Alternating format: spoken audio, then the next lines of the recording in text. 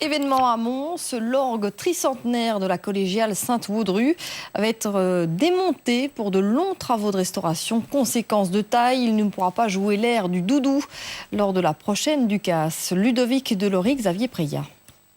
Du haut de la collégiale, plus de 3 siècles de musique vous contemplent. Et depuis 21 ans, c'est Bernard qui a le privilège d'inscrire son nom au générique.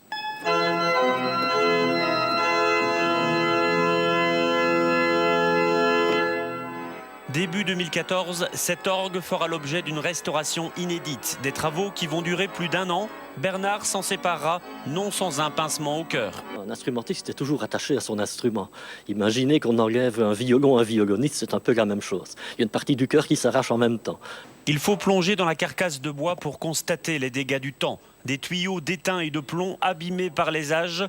Construit au XVIIe siècle, agrandi au XVIIIe, l'orgue et son buffet de style Louis XVI a basculé, emporté par son contenu. Au fur et à mesure des diverses restaurations qu'il a subies depuis 2 siècles, on a scié des poutres maîtresses. Donc l'instrument n'est plus soutenu. Le buffet a donc fait une avancée, si je puis dire, et tous les tuyaux ont suivi le mouvement.